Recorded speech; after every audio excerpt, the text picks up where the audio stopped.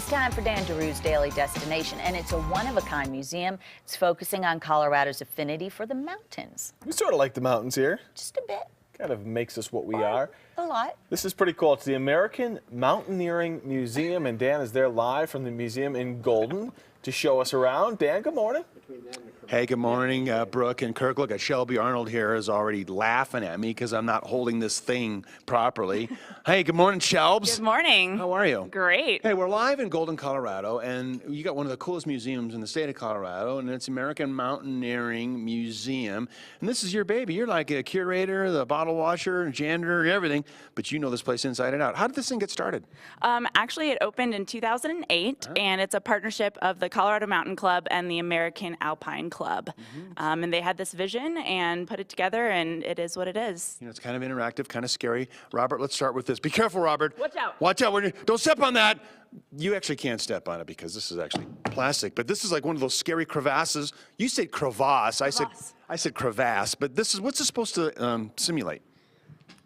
A crevasse. Well, what's a crevasse for people who are not a mountaineering person like yourself? So obviously, you know the Earth separates, and whenever there's glacier movement, and it creates these kind of gaping holes that, seemingly go. Yep, there you go, Robert. Step on a big chicken. Seemingly go into Don't look nowhere. down, Robert. Don't look down.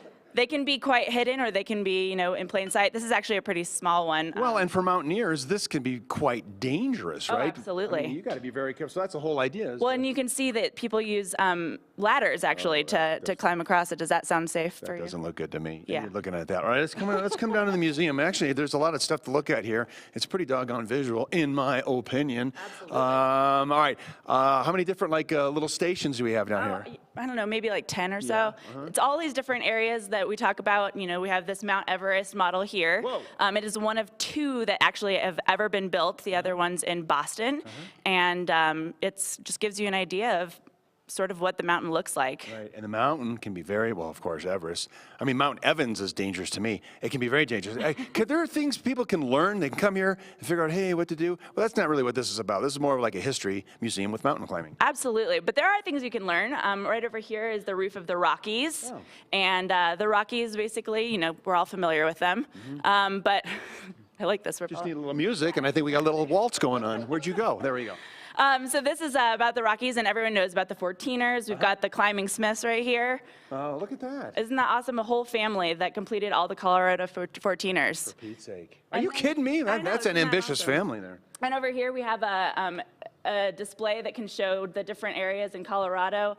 We have the high pointers. You said, where did you say you're from? I was born in Detroit, Michigan. Okay, you're from Michigan, so let's look at the Michigan. And while you're looking at that, I'm going to show one more thing. By the way, where's the gin and tonic button? Come over here. I'm going to, guys, hey, Brooke and Kirk, I'm going to give you guys just a real quick little quiz. What display do you think this is? Before I toss it back to you, what display do you think this is? The Sasquatch display. This is a no-brainer, Kirk. Sasquatch, No-brainer. Bigfoot. And you know what Sasquatch translated in English means? No. Mother-in-law. Dan! You're going to get in trouble again. Looks just like the old beast. That looks just like... Thank you, Dan. Thank That you. was very informative. It Thanks, looks just like your son's Halloween costume. And his mother-in-law.